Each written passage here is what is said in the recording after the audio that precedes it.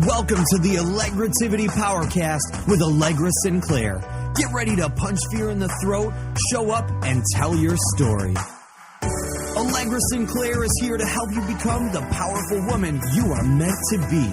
It's finally time to get unstuck and reveal how fabulous you are. And it's time for your host, Allegra Sinclair. Hey, this is Allegra. Welcome to this week's episode of the podcast. And I am super excited because my guest today is someone who I actually met online and have never seen in person. So yes, Virginia, you can develop real relationships over the internet and they don't all end up creepy like the, what is that? The Craigslist. This is not that kind of situation.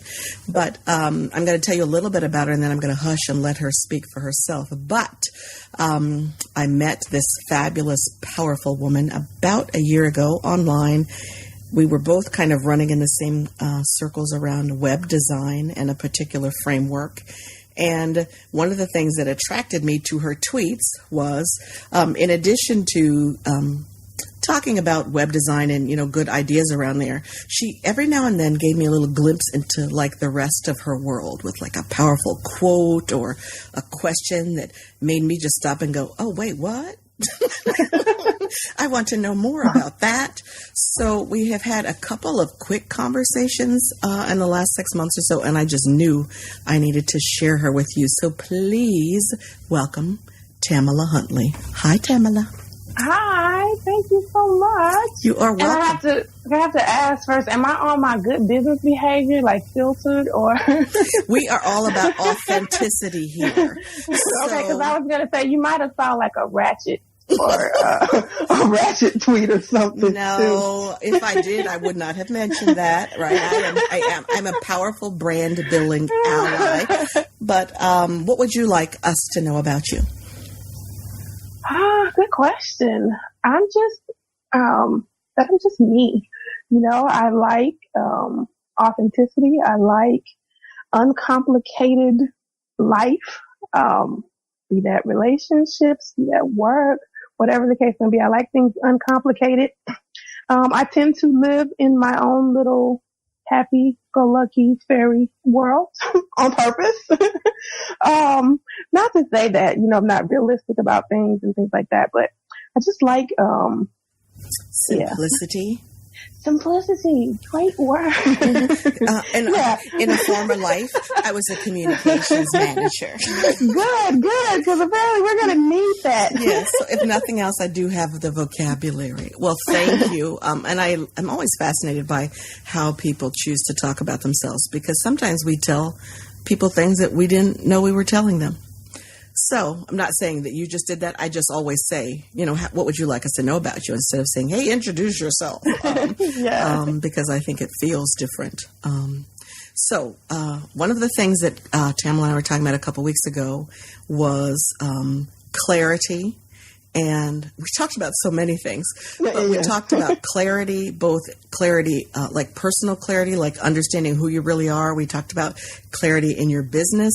But the thing that really sparked my imagination about coming on the podcast was we talked about independence versus dependence. And we were specifically talking about location independence, because you are getting ready to move. When are you moving? In February. And how long are you going to be moving for? Is this a temporary relocation or permanent? No, it's permanent. And where are you going? Well, my first stop is Costa Rica. Oh, I'm so excited. Insert all of the celebratory music and all that. Okay. You're moving to Costa Rica in February. Yes. I'm a little nervous, but I'm more excited than nervous. And why are you going to Costa Rica in February? I don't know how I ended up choosing Costa Rica as the first place that I wanted to go, but when I stopped working full time for other people, I just decided that I wanted to go visit all of these different nice Caribbean beachy countries. I don't know if I saw something on television or I saw something online, and it sparked my interest because they were saying it was good for expats and all that kind of stuff. And then the more research that I did, the more that I found out about it, the more that I really wanted to go, because it really exemplified all the things that I just told you about myself. Pura Vida, the whole, pure life is simple, life is happy. That's like their whole mantra for living there. They have some of the happiest people on earth. They live the longest, stuff like that. And so I was like, okay, well, this really is my country. What am I doing here? So, fascinating, because many of us might have found out all of that about Costa Rica and been like, hey, I'll go for vacation. Right? I'm just saying, right? Many of us would have thought, okay, so I'll go for vacation, maybe hang out a week. Hey, maybe I'll even take 2 weeks, but then I'll come home. So what made you decide that you wanted to live there all the time? Because I can. Love that. So let me ask a question. When you shared that with your circle, how did they respond? Some of them were like, Costa Rica, why you go to Costa Rica? The question that I get the most is, do you know anybody there? Like, how did you pick Costa Rica? Some of the same things you asked me. How did I pick it? Why did I choose there? Do I know anybody there? Am I coming back? How long am I staying? All this kind of stuff. So, but for the most part, everybody's, been supportive. But then I don't surround myself with people most of the people I surround myself with are big dreamers as well. And so, they're pretty supportive. And they're all looking for, their spot, waiting for their spot so that they can come over anyway. So they'll come visit. Okay, that's funny. Now, when you say you surround yourself with people who are big dreamers as well, I love that. That's so tweetable, surrounding yourself with big dreamers. But does that extend to your family? Because what you sound like you're describing your chosen circle. And I'm a little bit fascinated as to whether the people who you didn't choose, but who are still in your circle, how did they respond? My immediate family is pretty small. It was really just me, my mom, and my sister. And, for the most part, they've been okay. My mom is kind of like, you can't leave me. You have to come back, so she's a little leery, but she also knows that, when I feel like it's something that I have to do or something that I want to do, she doesn't try to stand in the way or anything like that. So I love that. Will this be the first time that you have been that far away from your family? No, not at all. When I graduated I'm born and raised in Florida. I went to college in Florida. When I left college, I had an internship in Houston, Texas. And so I moved to Texas straight after school, and I lived there for 15 years. Wow. And I just recently, that's where I grew up. That's where I became this me. The past 4 years have been a lot of evolving too since I left and came back to Florida, but that's why I became grown up Tamala. So no, it's not the first time. And I've kind of always, even as a kid, I've always kind of been a loner and kind of to myself. So I don't think it was anything surprising to them. So I'm an IBM child. Okay. And IBM in the old days meant I've been moved, because every 18, right? It just used to, forget international business machines. Every 18 to 24 months we moved when I was growing up. And since that was my life, I didn't know that was odd, right?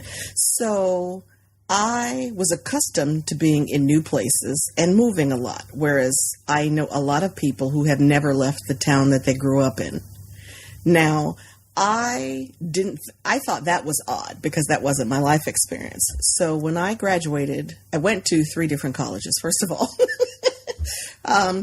All those 3 working on my undergrad. So I went to 3 different colleges in 3 different states. But I remember I went home eventually, right, back to New Jersey after I graduated.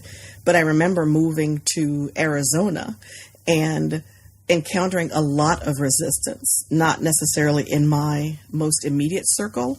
And I don't think I was hanging out with folks who necessarily dreamed big at the time.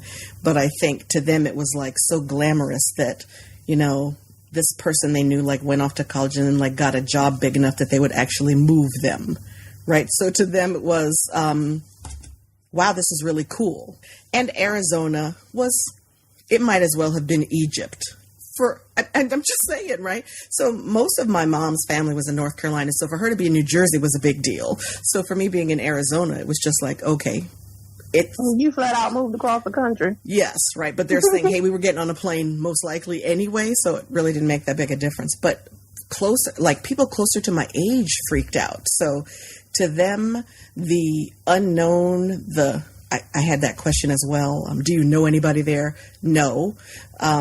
But I was so comfortable being new in places that I was immediately on like the Arizona transition team, helping other people who were struggling with that decision, right? Figure out how it would be a good thing. Cause I'm like, are you kidding? It just sounded like excitement to me. Now looking back on it, I realize that is, for a lot of people, a really bold move. I do recognize that is punching fear in the throat for some folks to hop up and move to another place. Even if they wanted to do it, even if they're excited about it, there is still that fear that you kind of have to get past. But I think you touched on something really good, which was how do you get good at taking risks, and how do you get good at doing things, being afraid and doing it anyway? You have to keep doing it. Right? It's one of those things you just kind of have to practice. So have you found that your willingness to take risks in other areas of your life has translated into you now being completely willing to go to Costa Rica? For as long as I can remember, I've always kind of been like a risk taker, or like I'll do, once I decide to do something, I'm going to analyze it to death probably, initially I'm going to analyze the heck out of it. But once I decide to do it, it's a wrap. It's done. Like I'm doing it, whether it's staying up late to get something done for a week or whatever. Once I decide, then I start taking the steps to figure it out. But I think it's also just a part of the way that I've been trained, because, in engineering, they teach you take this problem, you analyze it, you figure out all the pieces, and then you go about solving it piece by piece. And so I kind of tend to break things down into piece by piece. And it's funny because even still, like, I still have moments where I have to remind myself to not give in to fear. And there are some areas where I totally don't do well with that. But most of the time I'm just kind of like, okay, what's the worst that can happen? What's the best that can happen? And it's funny because there are still little things that make me nervous. Like when I first decided I was going to go, I was happy and all this stuff. And it's actually 4 years in the making. And then as it's gotten closer, like a month ago, I realized, okay, I'm getting nervous. I need to do something. So I bought the ticket. I bought the one-way ticket. I was like, okay, ticket purchased. Okay. No turning back. You're going. So it's like a little baby recommitment. Yeah. It's like a enforced, I don't know, kind of like, you're enforcing the decision that you've already made. So I bought the ticket. I posted it on my Facebook and I was like, it's officially official. Done. And so and then other people's excitement about it also helped to make it even more exciting and, to dull the nerves and that kind of stuff all over again. And then I just realized you've done it before. So, it's another country, but you've done it before. And if you don't like it, go somewhere else or, fly somewhere else. It's only 2.5 hours away. There is so much good stuff in that. So one, I love that, right? So you recommitted in a very visible way and in a way that held you accountable to others.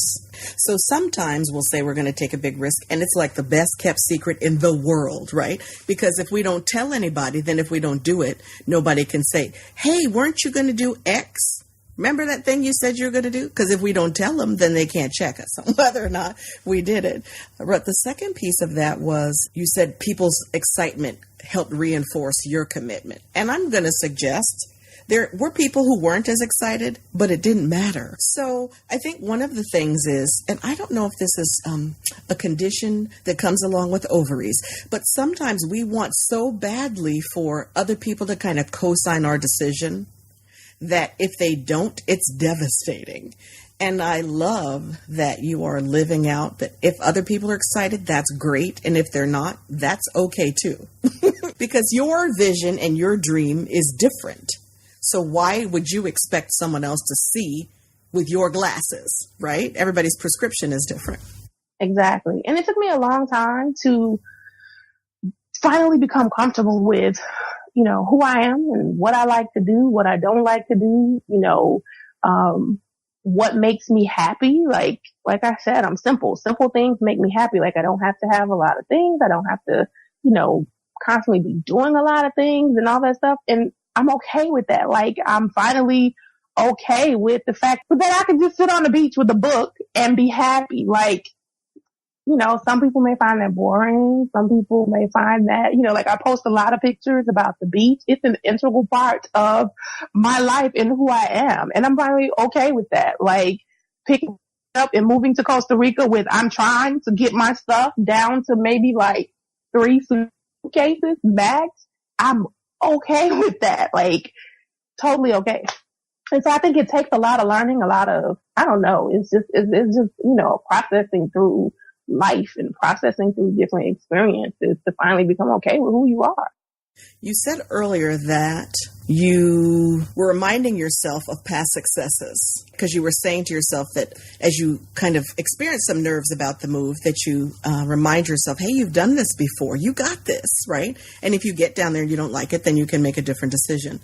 But as part of that, you said that in some areas, this kind of willingness to take risks is really showing up and in others, not so much. So I kind of wanted to poke a little, not in a personal way, but are there specific areas where fear is stronger than others? Not the specific fear. I'm not Dr. Phil. But for instance, are there specific zones where you're like, okay, so I'm kicking butt with the fear thing over here, and over here, my confidence is still taking a beating? I'm reading this book called The Big Leap, and he talks about your upper limit, and when you have a upper limit problem, and that upper limit is you get yourself, things are going great, life is good, and you get to this upper limit where then you start thinking, okay, what's going to go wrong, or what bad thing is going to happen, or can I really be this happy? Like, is this really okay? There are some times when I deal with that as it relates to business and just the lifestyle that I've chosen, because seeing other people not necessarily live the life that they want, or that they've expressed that they want, or that that they want. So what I heard was there are a couple of areas that you said that you still deal with fears, and one of them is around upper limits that you're reading about in this book called The Big Leap. So the upper limit, is that about finance or how it is that you work? No, the upper limit is just in general anything as it relates to when things are going good, whether it's in a relationship, whether it's finance, whether it's business, whatever the case may be, it's great. And then you have this upper limit where, okay, this is going great. How am I going to, not that you consciously say this to yourself, but your subconscious acts on this. How can I sabotage this? So it becomes self-sabotaging. And so as it relates to business, there are some things where I kind of do that because I'll sit on something, or like I have this idea of things that I want to do. And then the fear of, well, what will people think if and it's going to sound contradictory in a second, but we're women. We don't have to. I'm sorry. That's just, I know that comes with ovaries. Some of this other stuff, I'm not sure where it came from. But we absolutely are. We are a study in contrast. But we're just so pretty and so cute while we're doing it. Right? It's worth it. Right. So we are a study in contrast. So while I'm cool with who I am and knowing, having clarity about where I want to go and the things that I want to do, at the same time, there are these instances, especially in business, where even though I've been doing this, like building websites and doing online business and all this stuff since 1998, probably late December 1997, there's still times where I question what I know and how much I know and who am I to teach this to somebody. And, there are 1,000, 10,000 people out here teaching the same thing or showing people the same thing.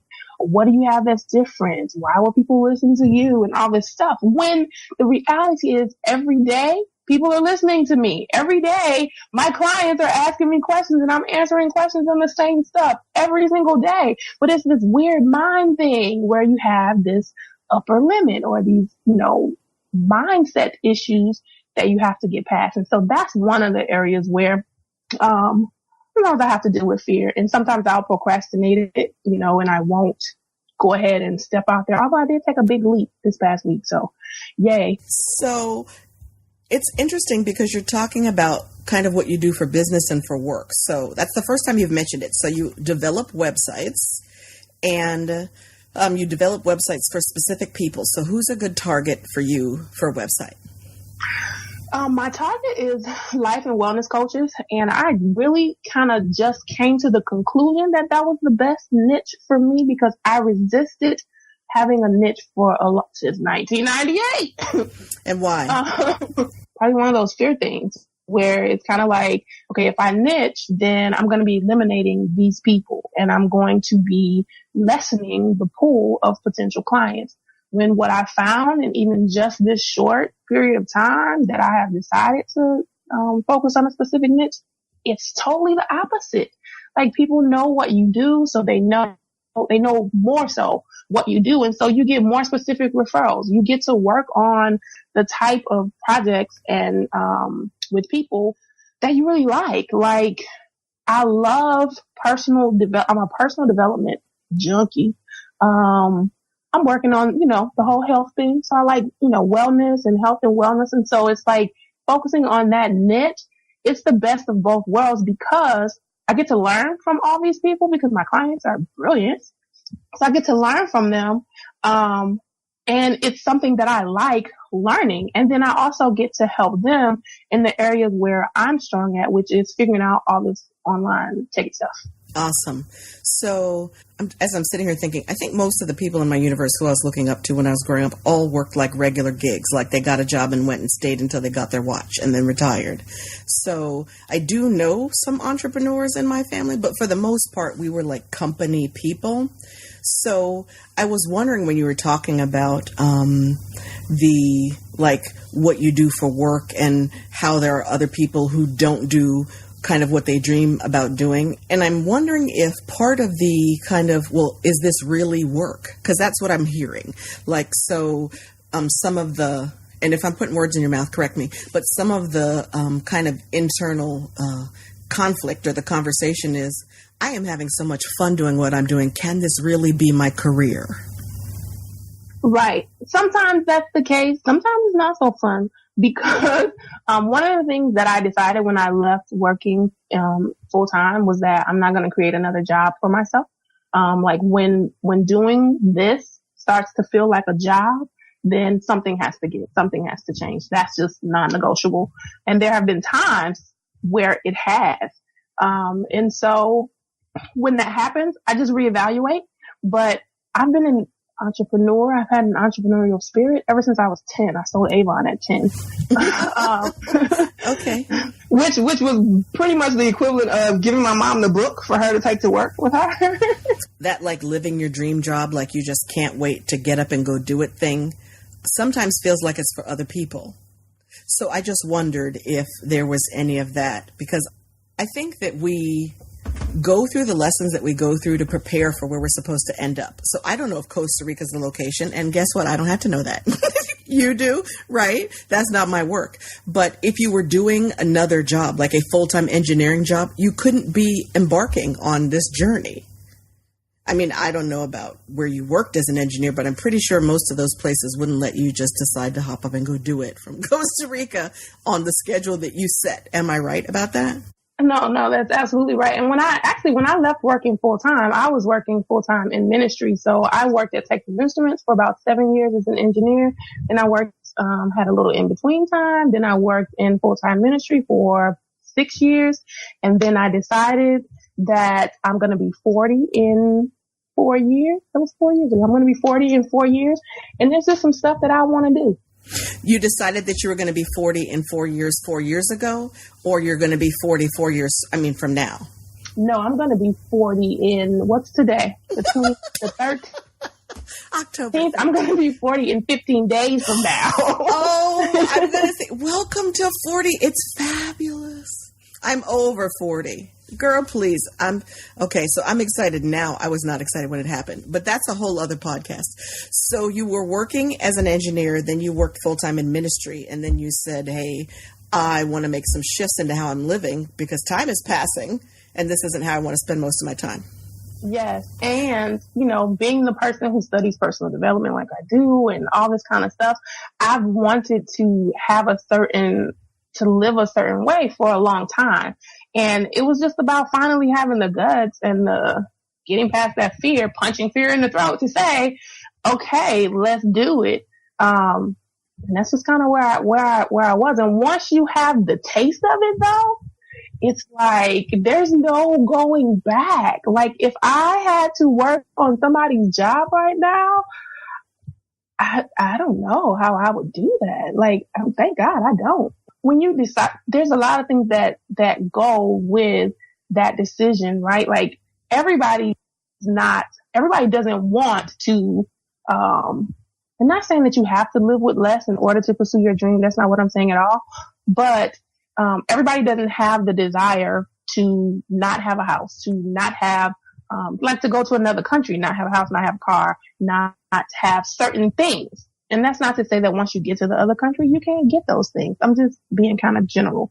But everybody doesn't have that same desire or, that same dream to want to do that. And so I guess it's just a matter of figuring out what you want to do and how you want to do it. But most people or a lot of people always say, I wish I could do that, or I wish I could do this. And I just kind of got to the point where I was like, okay, well, why aren't you? Is what I asked myself, why aren't you doing it? And if that meant making the decision to live with less for a little while I got to that place where I wanted to be, then that was like, I guess you can call it a sacrifice, even though it doesn't totally feel like a sacrifice because I'm content and I'm happy where I am. It may not be perfect, but it's perfect for me. I don't think you have to put on ashes to sacrifice, right? I think it's how you look at it, because sometimes the sacrifice feels like, okay, I can't believe I can't have ice cream every day, right? And other days it feels, right. Oh, I'm sorry, is that just me? And sometimes it's like, oh, I can't believe I can't have ice cream every day. And other times it's like, okay, I don't care that I didn't buy a brand new car this month because I'm investing that money somewhere else. So exactly. It's the mindset. So if it feels like I'm saying no to this thing so I can say yes to this thing, then it doesn't feel as much like such a big deal that you're sacrificing something for something else. Right. And the biggest part is knowing what that thing is. Because once you know what that thing is that you want, once you really, really know, like there's nothing that will stop you from going after it. Even though you may have stutter moments where, you kind of get stuck and have to punch fear in the throat over and over and over and over again. That's why you have two fists. There's nothing that won't stop you from trying to get there. Right. Now, what do you think that you take from your engineering training and from your time in ministry that uniquely prepares you to help life and wellness coaches be found on the internet? Well, a couple things. And the engineering is like kind of like you said just a little while ago, and I'm probably going to paraphrase it because like the different places where you are and different things lead you to the spot where you're supposed to be. And so I think that engineering was a part of the foundation because it also helped me with my work in ministry. However, working in ministry was way more work and harder than being an engineer. But as a part of engineering, I learned systems. I learned problem solving. I learned how to manage projects. I also did technical marketing. So I started, learning marketing and that kind of thing. So, some of the basic skills. And then working in ministry, I honed all of that. I used all of that and then some. But the other thing that ministry showed me was interacting with people, even though I still have to work on it a lot, having patience with people, compassion, and change. Like, because in engineering, it's either black or white most of the time. There's no gray. In ministry, there's a lot of gray. And do you find there's a lot of gray in figuring out how to tell your story online? Oh, absolutely. Because you also have to be willing to kind of go with the curves, like you test something out, it doesn't work, then you try something different. You have the systems, you have the processes and plans and stuff in place, but it doesn't always work. And you have to be willing to adjust and make mid-course corrections. And that was one of the hardest parts, but one of the hardest things I had to learn when I first started working in ministry was mid-course corrections, because we decide on something, we decide on a plan of action, and I'd be like ready to go. And then you come in the next day and it's like, oh, we're doing something different. And I'm like, what? What the what? What do you mean? We just sat all day and figured out this plan. What are you talking about? So you have to become really comfortable with, changes and changing on the fly. And that's like anti-engineer, right? Well, I worked with a lot of engineers, but I never really understood what it was that they did. Right. It wasn't that I didn't have an appreciation for it. I just didn't understand it, hadn't seen it up close and personal. So I think as I said, right, I was always in marketing or always in communications. And I always thought of what I did at companies as being so dramatically different from other departments. But the more you work with people, the more you figure out that the skills do translate. Mm-hmm. Absolutely. Absolutely. A friend of mine calls me the queen of systems, because I will have a system and write out notes and plan things to infinity and beyond. But one of the things I find fascinating, because I am a communicator, beginning end, right? I mean, that's what I have always done. Like you were saying, you knew you wanted to be an entrepreneur since you were 10. I think since I was 5, I knew, right, that I just wanted to figure out how to make people communicate better with one another. But one of the things that I think is fascinating is when people think about online, they want it to just be one thing. They want to learn one thing and then have it be that and never change, even though that's not how we market anywhere else, right? So, when I tell people, you have to show up and tell your story, and they're like, well, show up where? Okay, that depends. It's a good question, right? And I'm like, well, that depends. Who are you talking to? Because you want to show up where they are. Right? You don't want to try to build something and make everybody come where you are. You need to go where they are and then be noticeable. So where you show up is different for everyone, right? And then the tell your story part, that's the critical piece that we've kind of been talking about here, as well as you've been talking about how you finally got comfortable with what you wanted to do and with who you were and kind of what your strengths were, and, clarity about kind of who you wanted to help. And it was fascinating when you were talking about picking a group of people you wanted to work with. When I was younger and I would think about a business, to me, the broader the business was, and this was before I learned, right? So the broader my business model, the better, because I never wanted to think about turning away money. And a couple of weeks ago, I was talking about people who are so talented that they don't necessarily get a lot done because there are so many things that they could do. Right? So if you're good at 6 things, man, my heart goes out to you, because you don't know which of those 6 to do. And if they don't fit together and you're trying to chase 6. So Carrie Wilkerson said the other day, you can't ride a one horse with 2 high knees. And I was like, oh, I'd heard chasing 2 rabbits, but yeah, I guess riding a horse with 2 high knees, that works as well. But to your point, the clearer you get about who you want to talk to, and about what, the better. So if you come to me and say, I am going to start a business, what's my first question? Great. Doing what? If it takes you more than 30 seconds to answer the question, you don't know. You're not ready. You aren't. Because if your business, if you say that your market is everybody, you don't have a market. Because let's be real. Even Walmart can't market to everybody, and they have money. I mean, I'm not saying unlimited, but you know what I mean?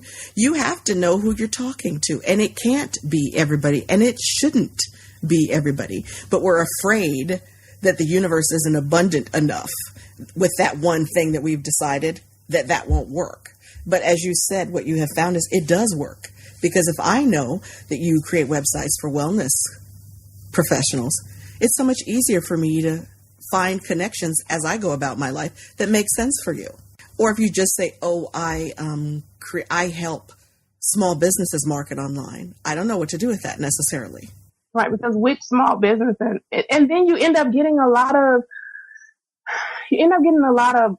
projects that don't hold meaning for you. And sometimes you're like a deer in headlights, because it's like, okay, do I take this or not? Or because once I learned that all money is not good money, and once I learned the power of There's another tweetable. All money is not good money. And once I learned the power of saying no, and being okay with saying no. Like, I'm real good at it now. Like, some people say they have problems saying no. I think I have problems saying yes. But once I learned the power of saying no, it's like it opens up a whole new world for you. And I was actually thinking today about this blog post that I was thinking about writing, because I'm working on that, like writing more blog posts. But I was thinking about this one, and the thought that came to my mind was, two of the most major shifts in my business came because of one little word. And the word is focus. The first time I was coaching with Sandy Krakowski, and we were doing like a WordPress experts course. And one of the things that she told us and kind of like drilled into us was focus. Like, I can do a whole lot of things. That's just, thank God, by nature. I'm technically inclined. I can figure things out. You know, when I was younger, I was always rigging stuff with my granddad, figuring out, putting together bicycles, VCRs, all that kind of stuff, even as a little kid. So I've just always been inclined to figure things out. And so I can do a lot of stuff. I can put your books on Amazon. I can make PDF ebooks. I can do some graphics. I'm not a graphic designer, but I know, enough to be dangerous. I can do some stuff to be dangerous. So there's all these things that I could do. And I was trying to do them all, and I was not being successful at hardly any of them. Like, I don't really have any clients. I had some here and there, but not a lot. And so once I decided to focus on, okay, this is who I am. I do WordPress websites. That's it. That's what I do. That's what I focus on. Eventually, I kind of worked up to doing, working a specific kind and that kind of thing. But I do WordPress websites. That's it. And once I decided to focus on that, it's like that was the first major turn, because now all of my energy, just like a laser, right? Like, all of my energy and all of my focus and my time and all this stuff is centered in this one thing. And so it just grew. And then the second time was deciding to focus on a niche. And even though that hasn't been a long time, the reason why I say it's one of the most, the two biggest times is because once I decided that, the laser became even more powerful because it became even more focused. And my marketing, my whatever I do on social media, everything. It's like, it's more focused. And so the message is more clear. And so more people come. Like, the minute I decided to do that and change some stuff, I got like 5 inquiries within the week that I put out there that this is what I do. Exactly. That I help life and wellness coaches do the techie stuff. Like, that was, and I was like sitting there looking like, you smart girl. Why did you wait so long? Like, what is wrong? And you're like, man, why didn't I do this before? So yeah. I have that same conversation with myself. Oh man, why didn't I do that before? But almost immediately, I am coachable, right? I don't know everything, but I am super coachable. So I still have that thought. Why didn't you do this before? But immediately I think to myself, because I wasn't ready then. Yes. That wasn't it was not time for that lesson for me. Sometimes you have to get the same lesson more than one time. And I'm one of those people. Repetition is my best friend, right? I'm not the kind of person who will, actually I am kind of, so not like Sheldon on Big Bang Theory. I don't have like an eidetic memory, but once I've heard something, it's kind of in the file cabinet. And I can access it if I want to, but it moves closer to the front of the file cabinet if I hear it more than one time. So one of the things that I have loved, as you have kind of talked about your journey, is taking the time to try stuff and figure out who you are, and then just fully embracing that. Understanding that, or being okay with like who you were, like who you were like 5 years ago is not who you are today. Heck, who you were last week. If you are, constantly in a state or understanding that you constantly learn and you constantly grow and you constantly change, who I was last week is not who I am today. Say it again. That was so good. I love that. You're like, get okay with the fact that maybe today you are not the person you were 5 years ago. Because one thing can change your life, right? Like one revelation, one understanding, one thing clicking into place. You can wake up and something clicks today that didn't click yesterday, and now you're totally different. That, like, I really believe that is possible. There are so many things. I'm just going to be blowing up Twitter. There's all my Tamalisms. All my Tamalisms. So I have so enjoyed our time with you, but I promised I was going to be respectful of your time. So I want to say thank you so much for dropping by and taking our conversation in a place I didn't know it was going that was so much better than what I thought it was going to be, right? And being willing to be led to where we needed to go. Because I think there were so many lessons around punching fear in the throat and doing it anyway. And like the clarity and the magic that comes from like really figuring out who you are. And I think the real power of your story for me was we hear these stories like about people who are like famous, who we can't touch, who don't seem quite real. But it's so much more powerful for me when I hear a story of like a real person, a like me kind of person, right? Who's modeling something that I'm like, oh, okay. So, I'm trying to think of a famous person. Okay. Angela Bassett did so and so. Well, I am no Angela Bassett, right? Or, oh my gosh, did you see what's the child's name who wrote Lean In? I can't think of her name. You know what I'm talking about? So, oh my gosh. Oh, I just wish that there was like a lean in me. And I'm like, well, there isn't a lean in me. There's a different book, right? Which is okay. But, okay, so I'm not Sheryl. That's the person's name who wrote Lean In. See, it would come to me. So I'm not Sheryl Sandberg, right? And I'm not Angela Bassett. And I'm also not Tamala Huntley. But there is something in each of those people that I can take from to then become the better Allegra. Because I have seen it modeled by people who I couldn't touch and people who I can touch, you know, the closer folks, the role models who you can get on Skype. Exactly. And there will always be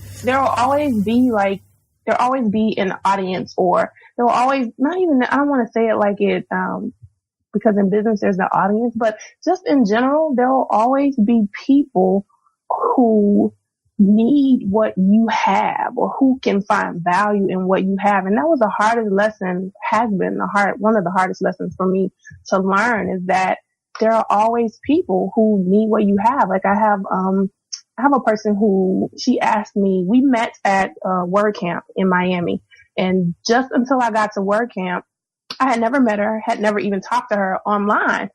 And we got there and I went up to take a picture with someone, and she came up and she was like, can I take a picture with you? And I was like, huh?